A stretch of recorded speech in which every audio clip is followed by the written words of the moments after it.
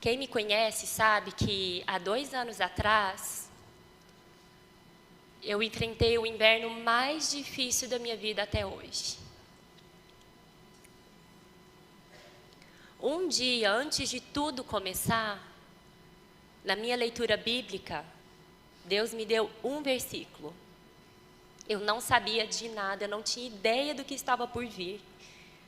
E na minha leitura bíblica tinha Deuteronômio 16:1, que diz: guarda o mês de Abibe, para quem não sabe, é como se fosse o nosso janeiro, é o primeiro mês do ano.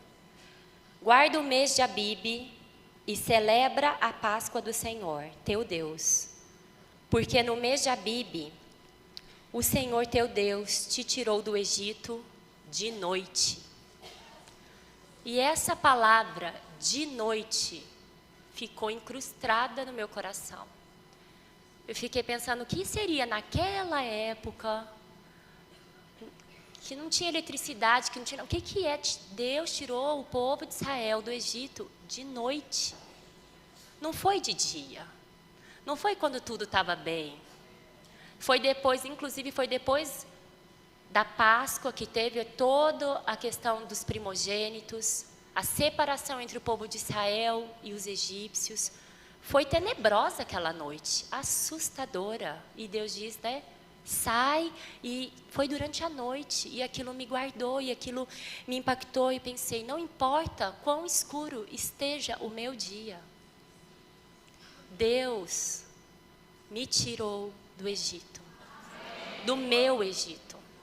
E aquilo ficou no meu coração. No dia seguinte, de manhã eu levei meu filho na escola e eu percebi que já há alguns dias a minha filha Esther não estava bem, muito animadinha. E eu liguei para a pediatra. E ela pediu para eu ir no consultório. E ela fez um encaixe. Quando ela escutou o pulmãozinho da Esther, ela falou assim, eu não estou escutando nada. Na minha santa ignorância, eu achei que o nada era que ela não tinha nada. Eu jamais imaginei o que estava por vir.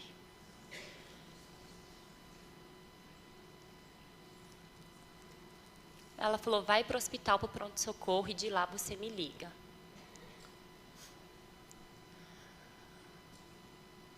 Deixei as coisas organizadas em casa rapidamente. Fui para o hospital. Ela fez o exame, o raio-x. E aí a médica disse assim para mim, internação imediatamente. E ela foi para a sala de emergência da UTI. Naquele momento, eu lembro de ter perdido as forças dos meus joelhos. Já colocaram ela na maca, já colocaram oxigenação, já colocaram um monte de coisa nela. Eu tenho muito a agradecer a todas as pessoas que o Senhor colocou no processo. A doutora Ana, que é a médica da Esther, apareceu no hospital logo em seguida, já foi me ajudar. Nós esperamos, não tinha vagas, nós esperamos, isso era perto do meio-dia, eu sei que nós fomos entrar realmente no quarto, era meia-noite. E eu não posso reclamar, irmãs, só tinha vaga para minha filha naquele dia, porque era inauguração da ala pediátrica nova do hospital. Minha filha foi a primeira paciente daquele quarto. Tem carinho maior de Deus, mesmo no inverno? Eu me lembro de entrar no quarto e uma voz muito clara no meu interior dizendo assim, me louve até o final. Irmãs, eu não sabia o que aquilo significava. Eu sabia que era num contexto, porque eu tinha lido um livro um tempo antes. E aquilo tinha ficado no meu coração. Eu sabia que estava relacionado à experiência daquele livro. Mas eu não tinha ideia do que estava por vir. Mas uma coisa eu tive: temor. Então eu ajoelhei e falei: Senhor, eu não sei o que está por vir, mas eu não quero murmurar. Me ajude a louvar até o final. Eu lembro que naqueles 3 primeiros dias, eu fui assim atropelada por informações e por procedimentos. Nós entramos meia-noite, quando for 4:30 da manhã, a enfermeira entrou no quarto e falou: por favor, quero que você preencha todos estes papéis, sua filha vai para o centro cirúrgico. Minha filha tinha 1 ano e 4 meses. Eu falei: sozinha? Porque aquela falsa sensação de que se ela está comigo, então está tudo sob controle. Ela falou assim: sozinha, ela precisa entrar sozinha com os médicos, você não pode entrar. Daí eu fui dar uma, e ela me deixou, acho que eram uns 15 papéis. Uma página após a outra, de todos os riscos que a minha filha poderia sofrer.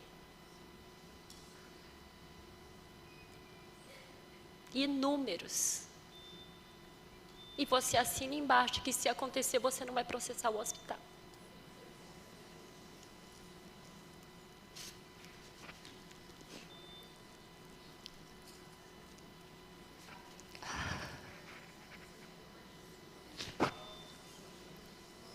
A sensação de impotência era tão grande.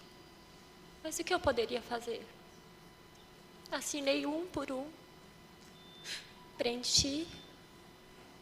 Ajoelhei e fui orar: Senhor, eu não posso entrar naquele centro cirúrgico, mas o Senhor pode.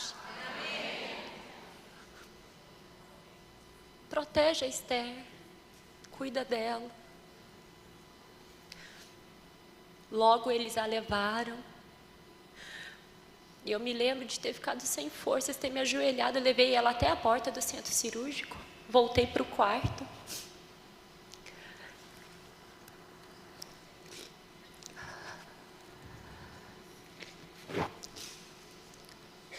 E me lembro de ter me ajoelhado numa poltrona que tinha lá no quarto.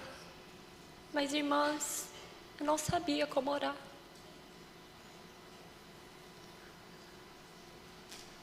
Às vezes, a situação é tão assim, que a gente não tem palavras. A gente quer entregar para Deus, mas a gente não sabe nem como começar a orar. A dor é tão grande. Daí eu me lembrei de uma história que eu li muitos e muitos anos atrás. Eu ainda provavelmente estava na universidade. E essa história dizia assim, vou tentar falar.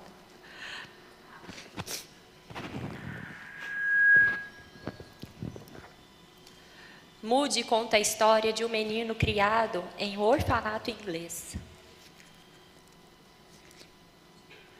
Aquele menino nunca aprendera a ler ou escrever, e tudo o que sabia era o alfabeto. Um dia, o pregador itinerante visitou as crianças e disse que se estivessem com problemas, deveriam orar a Deus e Deus as atenderia. Este menino cresceu e um dia encontrou o emprego de pastor de ovelhas. Mas, por mais que tentasse, ele não conseguia mantê-las juntas. Lembrando-se das palavras do pregador, ele decidiu orar e pedir a Deus para ajudá-lo a controlar as ovelhas. Um homem passando pelo campo ouviu e, quando olhou para ver quem era, viu o menino de joelhos recitando o alfabeto: A, B, C, D. Perguntou-lhe o que estava fazendo, e o menino disse que estava orando. E o homem logo reagiu: isto não é orar. Isso que você está fazendo é recitar o alfabeto. O menino respondeu: eu não sei orar, mas acredito que se der a Deus tudo o que eu sei, Deus poderia organizar as letras em uma oração e me dar o que eu preciso. Queridas irmãs, eu orei muitos ABCDs naquela sala, naquele quarto de hospital. Literalmente, A, B, C, até o Z, e voltava para o A. E eu acreditava que o Senhor, com seus gemidos inexprimíveis, poderiam completar as minhas orações.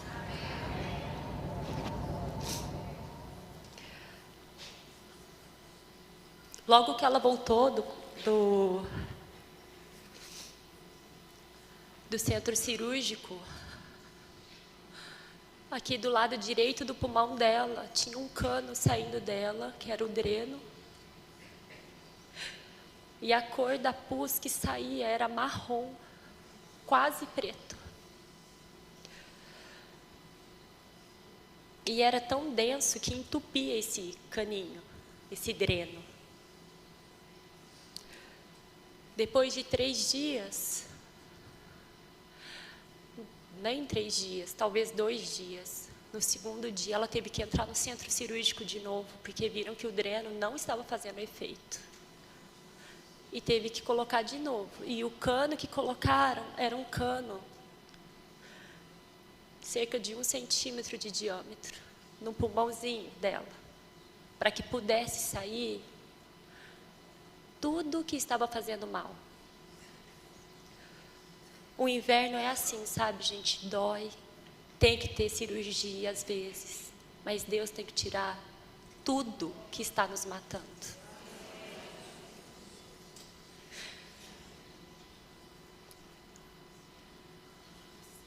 Na primeira semana, eu não conseguia sentar e orar direito. Mas os hinos me acalmaram muito. E eu cantava muitos e muitos e muitos hinos no quarto. Alguns muito conhecidos, como Não é minha graça que basta. Ou alguns cânticos de criança, como Meu barco é pequeno, grande é o mar, Jesus segura a minha mão. Ele é meu piloto. E tudo vai bem, até a chegada. Cantei muitas e muitas vezes. Mas uma coisa era certa naquela primeira semana. Apesar de eu não ter murmurado que isso foi a graça de Deus que me conduziu, eu fiz muitas perguntas para Deus. Eu questionei como é que ele podia ter pedido para Abraão, o filho dele. Eu falei, Deus, você não tem ideia do que você pediu para Abraão.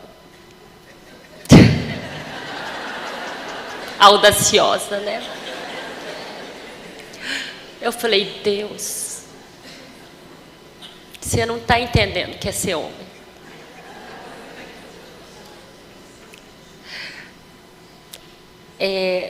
Acho que você perdeu o controle das coisas.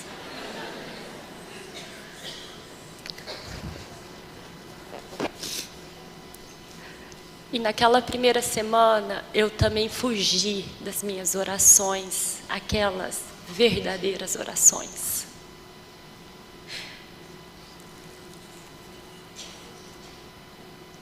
Porque, afinal de contas, eu consagrei minha filha antes de engravidar, eu consagrei ela durante toda a minha gravidez, eu consagrei a minha filha no dia que ela nasceu, todos os dias depois, quando ela estava com saúde. Mas no dia que as coisas mudaram, eu falei, Deus, ela é sua, mas ela é minha. Desculpa, mas não vai dar para reconsagrar de volta. Porque eu tinha certeza que se as palavras, Senhor, ela é tua, saíssem da minha boca, eu tinha certeza que Deus levaria ela embora no minuto seguinte. E eu não estava preparada para isso.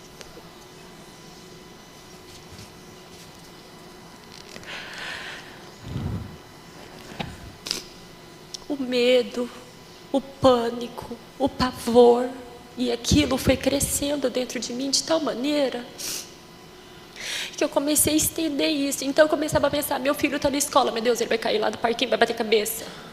Ai, meu marido está indo de carro, aí ele vai ter um acidente, meu Deus. E aquilo foi crescendo.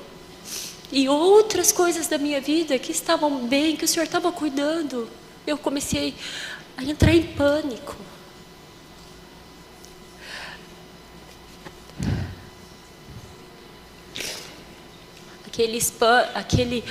Esses pensamentos vinham principalmente nas horas em que as coisas acalmavam no quarto, e normalmente de madrugada, que eram as poucas horas de calmaria do quarto.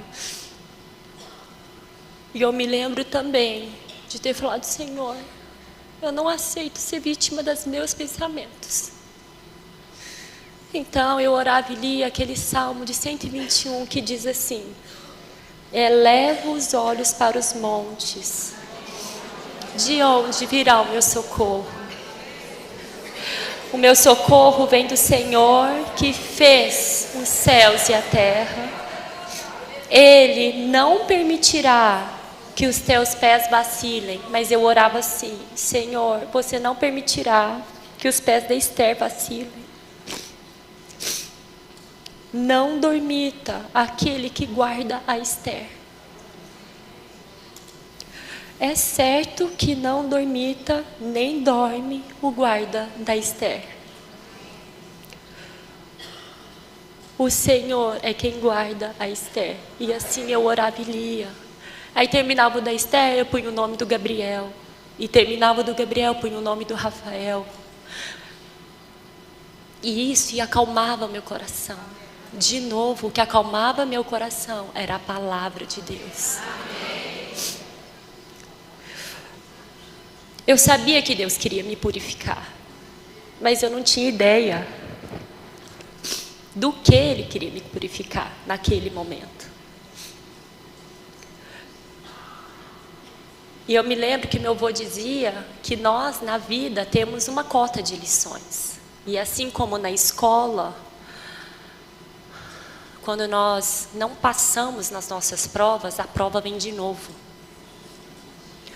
Porque Deus quer alcançar algo em nós. Já percebeu, às vezes, quando as coisas se repetem, e aí vem de novo, passa uma fase de calmaria, aí vem a mesma pessoa, a mesma situação, e de novo, é porque nós não aprendemos. E Deus, infelizmente, precisa dar aquela prova de novo.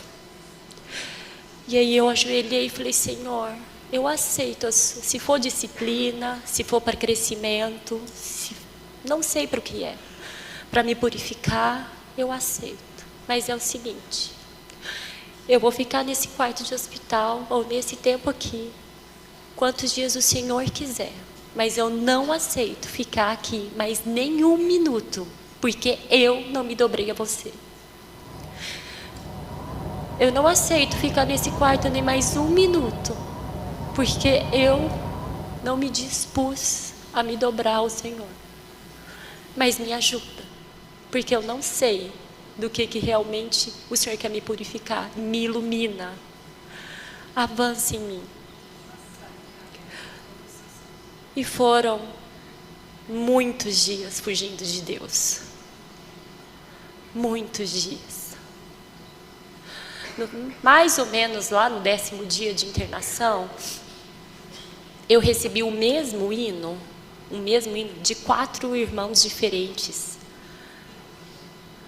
E eu só tinha tempo para ler mesmo as mensagens mais à noite. Daí o primeiro que tinha mandado o hino, depois eu escuto, vou ler todas as minhas mensagens. Daí mais um pouquinho, nossa, o mesmo hino, tá bom, daqui a pouco eu escuto, vou ler todas as mensagens. Bom, no quarto eu falei, não, tá bom Deus, eu vou escutar agora, vou ler as mensagens depois. Mas esse hino mudou muita coisa na minha vida e trouxe muita luz. Esse hino dizia que Deus é Deus. Se Ele faz, Ele é Deus. Se Ele não faz, Ele também é Deus. Se Ele cura, Ele é Deus. Mas se Ele não curar, Ele também é Deus. Ele é Deus em qualquer circunstância. Irmãs, eu me lembro de ter ajoelhado no cantinho que tinha no quarto, ter pedido perdão para o Senhor, e fiz uma oração diferente. Eu confessei os meus medos. Falei: Deus, perdoa-me. Não é pelo que o Senhor faz, é pelo que o Senhor é. Eu quero experimentar quem você é. Senhor, eu tenho medo de te reconsagrar minha filha, porque eu tenho medo que você a leve embora. Eu tenho medo de como eu vou viver depois. E fui contando os meus medos para Deus, um após um.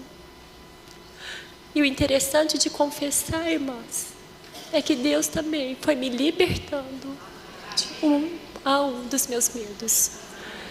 Não é só chegar para Deus e falar: Deus, cuida dos meus medos. Dê nome aos seus medos. Dê nome ao medo que você tem e por que você tem medo. Tenha uma conversa sincera com Deus. Mudou tudo para mim naquela noite. Não sei quanto tempo eu fiquei.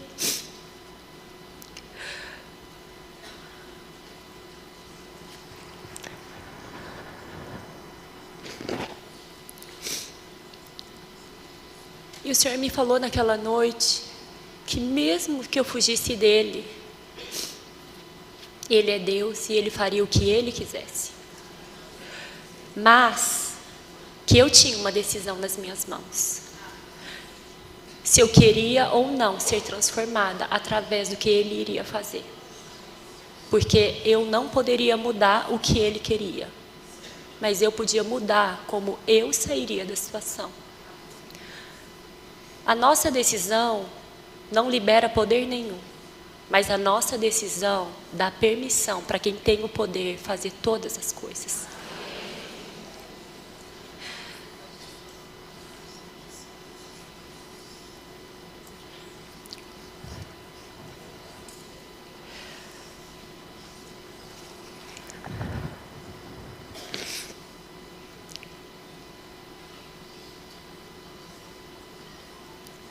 Naquela noite eu também orei ao Senhor, que eu não queria ser a mesma do começo do inverno até o fim do meu inverno.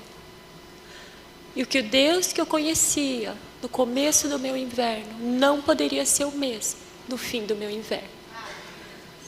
Irmãs, eu escolhi ter uma tenda de encontro com Deus. E Deus nos encoraja que cada uma de nós tenha essa tenda do encontro.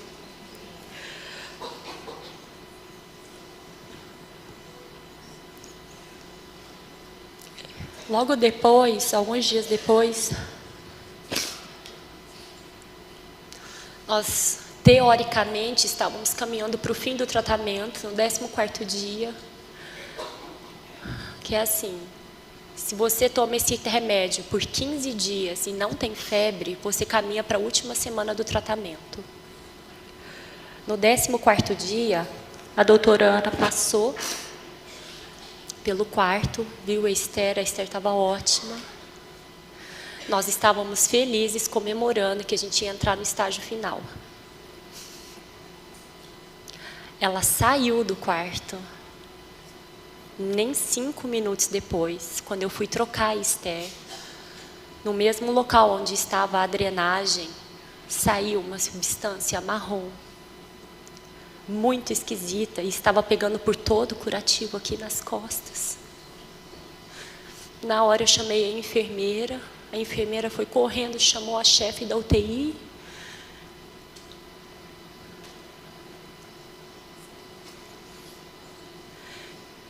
E naquela mesma noite a Esther teve que voltar para o centro cirúrgico. Ela teve febre. E tiveram que fazer um novo procedimento nela. E a febre zerou toda a contagem. Era como se não tivesse tido tratamento nenhum. E eu me lembro de ter ido ao céu, ao inferno em 5 minutos. Porque quando a doutora Ana estava saindo do quarto, eu estava radiante. E quando eu voltei ao quarto, eu já estava desesperada.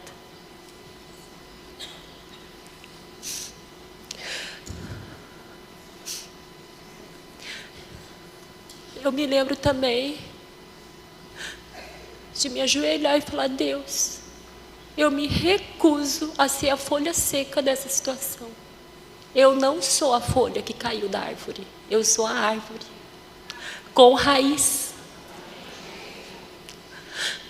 Eu não posso ser vítima das circunstâncias e das notícias que me rodeiam. Eu me recuso a viver assim. Eu tenho um Senhor. Eu tenho pai, mas vivo como órfã. Naquela noite, eu orei ao Senhor que me desse a experiência de sentir paz, independente das circunstâncias. E Ele me fez lembrar de 2 versículos.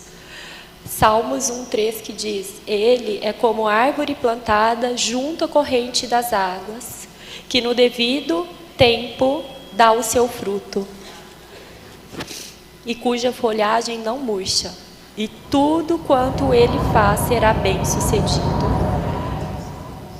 É como árvore plantada.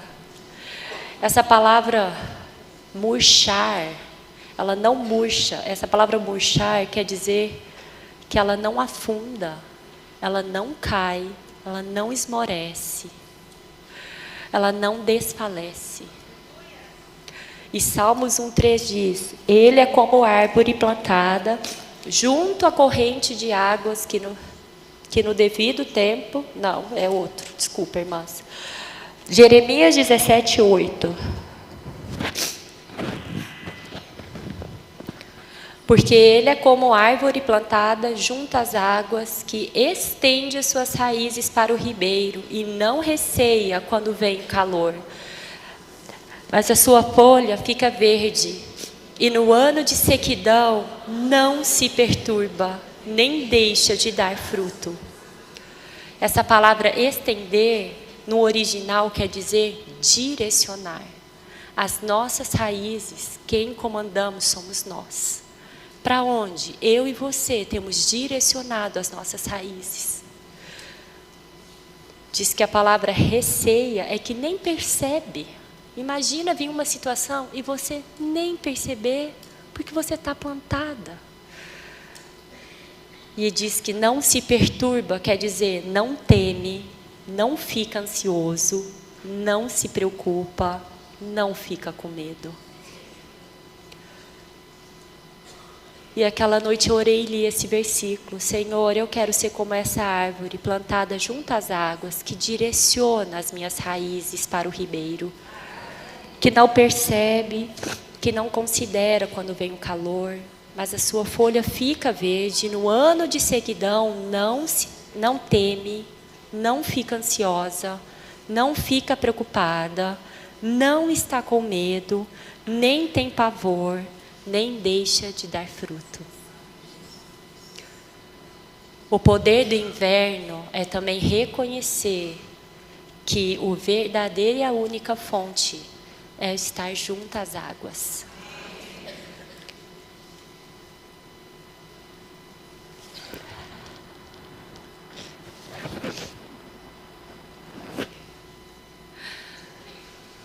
Oh, Senhor Jesus. Durante meu período no hospital, eu li alguns livros também. No meu pouco tempo de folga, quando a Esther dormia, à luz da lanterna, porque eu desligava a luz do quarto. E eu me lembro de ter lido um capítulo que falava sobre quebrantamento. Que muitas vezes nós queremos que Deus trabalhe em nós, mas nós não aceitamos quando Ele quer vir nos destruir e moldar de novo. Deus não quer pequenas rachaduras em nós. Deus quer destruir tudo e fazer um novo. Se vai ser igual ao formato original, se vai ser maior ou menor, é prerrogativa dele. E isso ficou no meu interior. Eu falei, Senhor, eu quero sair do hospital diferente. Não quero ser a mesma Priscila que entrou. E durante as orações, o Senhor também me fez tocar no amor de Deus.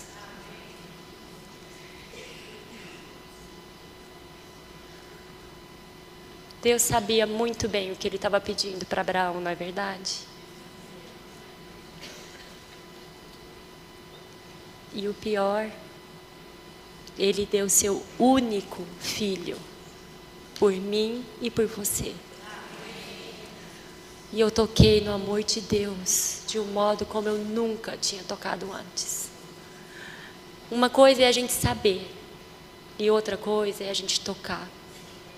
Eu jamais daria minha filha. Jamais. Nenhum dos meus filhos.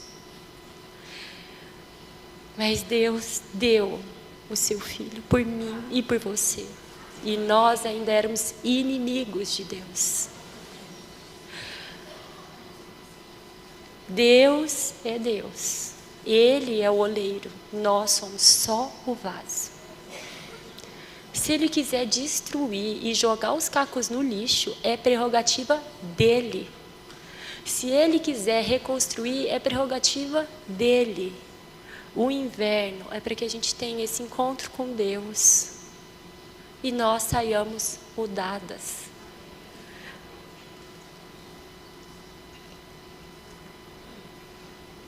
Eu conheci um Deus que jamais conheceria na primavera ou no verão. E Deus sabia a minha exata cota do que me faria perder todas as minhas forças. Os irmãos às vezes brincam que é para a gente abrir aquela salinha fechada. Mas eu falo na minha experiência que é descobrir salas que eu nem sabia que eu tinha. Pensamentos que eu jamais imaginei na minha vida que eu teria. Dúvidas do amor de Deus. Fui criada num lar cristão. Recebi o Senhor cedo. Sabia de muita coisa. Mas na hora da prova, eu duvidei de muita coisa. E a luz de Deus veio me iluminar. De que Ele era Senhor. Mas na hora da prova, eu queria ser o Senhor. Que eu tinha um Deus, mas na hora da prova, eu queria ser Deus. Porque eu achava que Ele estava perdendo a mão das coisas. E às vezes, porque a gente não entende os porquês, a gente não deixa Deus trabalhar. E a gente não decide deixar Ele trabalhar.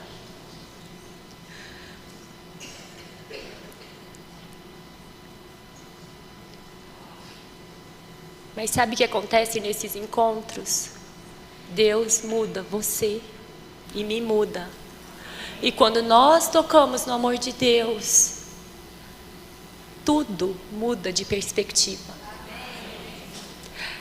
Mostra quanto Deus é magnânimo e quanto eu sou pequena.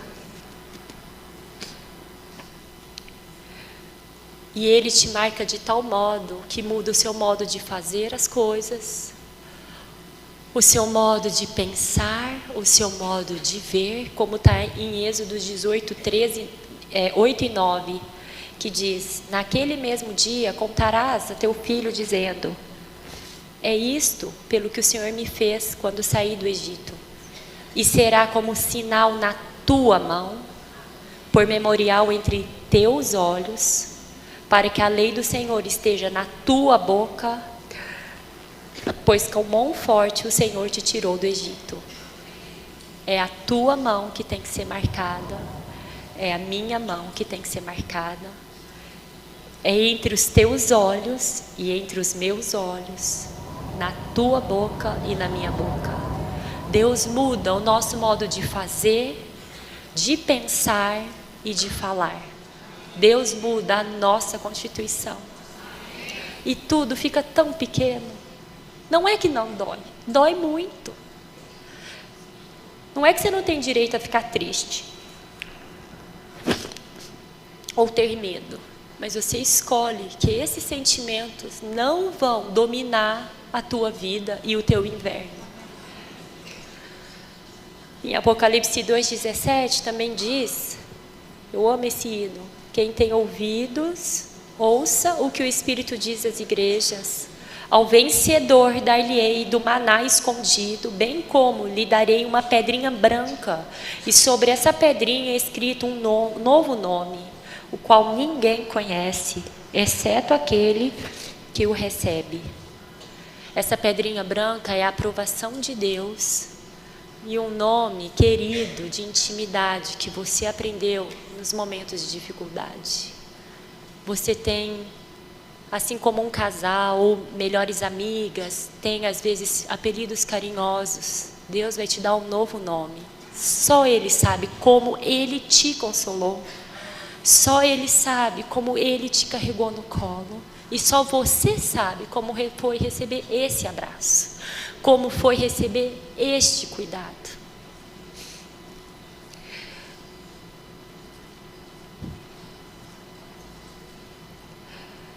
E o interessante também do inverno é que ele expõe o que realmente foi validado em nós ou não. A Esther, ela tinha tomado as vacinas, ela estava em dias com as vacinas, com a primeira dose e com os reforços, mas ela não tinha sido completamente imunizada, e foi por isso que ela pegou a doença. Eu nunca imaginei que uma pneumonia poderia ser o que foi. Para mim, pneumonia era aquele negócio, você vai, fica no hospital, faz umas inalações a mais, uma injeção, toma um remedinho. Eu nunca imaginei que iriam colocar um cano no pulmão da minha filha. Eu nunca imaginei que o catarro podia ter a cor de morte. Mas isso é porque nós não conhecemos todas as coisas, mas nós cremos e temos um Deus que conhece todas as coisas. No exame final, depois da alta, o Senhor, graças a Deus, antes até da alta, no penúltimo dia, uma nova doutora veio, ela seria a acompanhante da Esther, porque foram 9 meses do processo, mas nós tivemos alta do hospital e depois 8 meses de acompanhamento médico. Ela ficou em quarentena, tinha muitos exames que ainda precisavam fazer. No último exame dela, que seria o decisivo para saber se ela poderia ter alta médica ou não, eu levei ela para fazer um exame no laboratório e teriam que tirar dela 22 frasquinhos de sangue. Mas era para o bem. Ela já tinha feito um exame anterior que tinha dado algumas alterações logo que saiu do hospital, que também tinha sido 20 e poucos frasquinhos. Mas esse último eu lembro que me marcou profundamente. Porque apesar de serem 22 frasquinhos, se nós cooperamos, quando a gente tem uma certa maturidade e a gente fica bem quietinha, leva uns 10 minutos, mas acaba. A Esther, com todo o trauma do hospital, com todo o trauma das pessoas, ela chorava tanto e ela se esperneava tanto que a agulha entrava, mas o sangue não refluía. E furaram ela mais de 20 vezes. Quanto mais ela se agitava, mais um adulto entrava na sala, mais segurava ela, ao ponto de ter 4 adultos, mais eu, que ela estava no meu colo, segurando ela, para que a gente pudesse completar o exame. E seria o exame que daria alta para ela, se tudo desse certo. E eu lembro que eu fiquei nessa sala por quase 2 horas. E no final a gente conseguiu tirar só 6 frascos. E até as enfermeiras falaram, não, a gente vai conversar com o laboratório, a gente vai dar um jeito e ela vai fazer todos os exames que ela tinha que fazer, porque eram 22 frasquinhos, mas eram assim, mais de 40 exames. E eu saí esgotada daquela sala, mas tão exposta diante de Deus, porque às vezes Deus só quer dar uma agulhadinha, porque Ele quer te dar alta, passar para uma nova fase, e você esperneia tanto, e eu esperneio tanto, e eu brigo tanto, que tem que entrar um outro adulto para segurar, e aí esperneio mais, e aí tem que entrar outro para segurar, daí você esperneia mais e grita, e outro para te segurar, e aquilo acabou fazendo várias feridas nela, que não precisavam, e nós também, muitas vezes, nós temos feridas que nós não precisamos, porque nós lutamos contra Deus, porque lutamos contra as situações que Deus nos deu. É uma agulhada? Dói, dói. Mas se a gente aceita, se a gente permite que esse exame seja feito, pode te dar alta. Eu lembro de ter saído esgotada e tão exposta daquele sala de laboratório. Falei, Senhor, quantas vezes eu sou assim, do jeitinho que a Esther foi, ou pior. Ela fez isso, porque é claro, com recém 2 anos feitos, que maturidade ela tinha, não é verdade? Mas é isso, Deus quer crescer em nós. Deus quer a nossa maturidade também, através das situações. E sabe o que acontece, irmãs?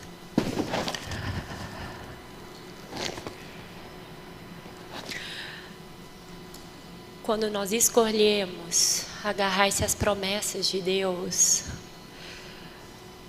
muitas coisas podem ser mais fáceis, mais leves, talvez não menos doídas, mas com certeza saímos com menos hematomas. Recentemente li uma biografia que dizia que nós às vezes nos encontramos em 3 estágios. O de afundar, e que então a gente quer agarrar qualquer coisa só para a gente conseguir respirar. O de primeiro é naufragar. O segundo, agarrar, porque aí você agarra, opa, estou respirando, mas eu também não consigo ajudar ninguém, porque eu preciso me manter viva. E a fase do libertar, que eu não estou mais agarrada naquele pedaço de tronco, eu estou sentada em cima do tronco. Deus quer alcançar essa libertação em nós, para que também possamos estender as nossas mãos e ajudar a outras. Enquanto nós estamos agarradas, tentando sobreviver, nós ainda estamos num processo individual. Todas nós temos essas fases. Viva cada uma delas, mas não pare até que Deus liberte.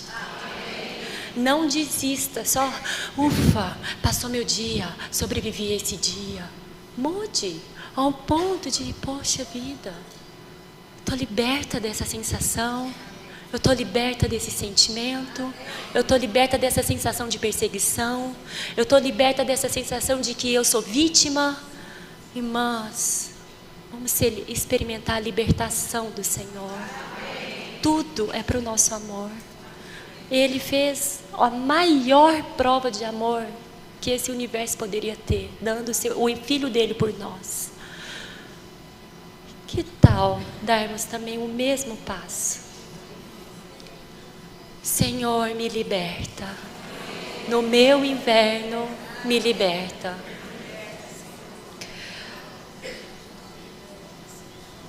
E aí, sabe o que acontece? Um novo ano vem. É gostoso ter um ano novo. Quando foi a última vez que você teve um réveillon com Deus? Será que entra ano e sai ano, mas nossa vida espiritual está na mesma pegada? A gente está assim, você se sente às vezes naquela rodinha do hamster? correndo, correndo, correndo, correndo, sem sair do lugar. Às vezes eu me pego assim. Nossa, vem situação, a mesma rodinha, não é possível. Na Bíblia existem muitos e muitos versículos falando sobre o primeiro dia, no primeiro mês do ano.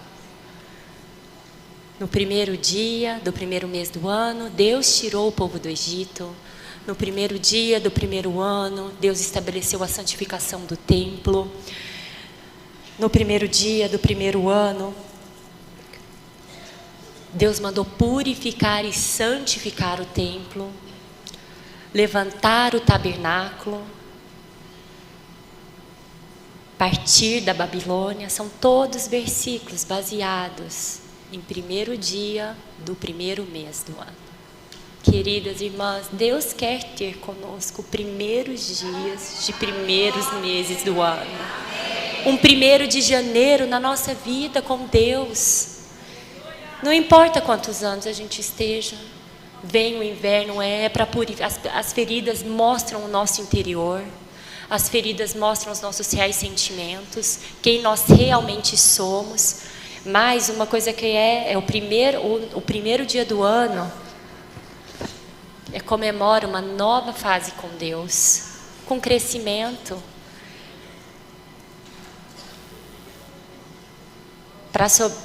É claro que foi importante para mim todas as outras lições dos outros invernos. Nós não passamos só um inverno na vida.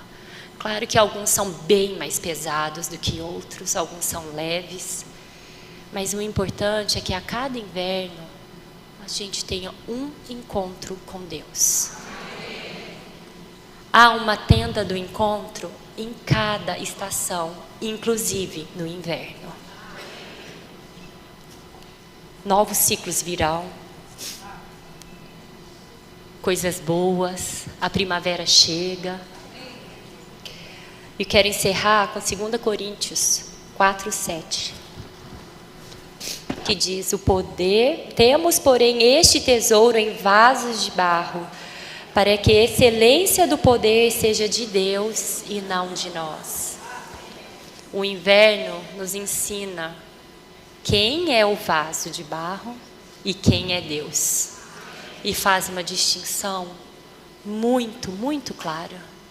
E outros invernos virão para a gente nunca se esquecer de que eu sou apenas o vaso.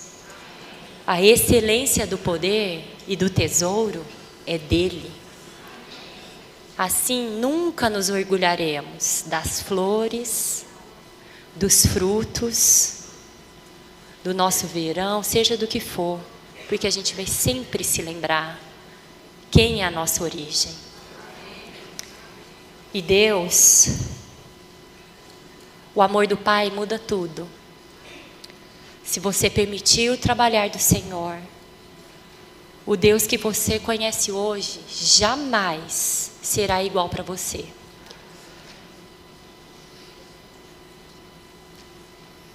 Os seus encontros lhe darão uma nova intimidade com Deus, um novo nome, uma fé mais pura e um novo ano.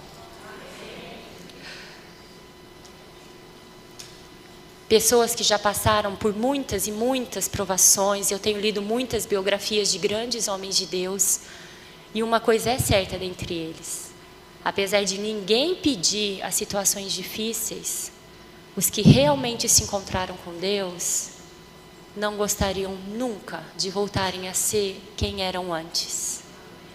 Irmãs, que nós nunca sejamos dia após dia a mesma pessoa.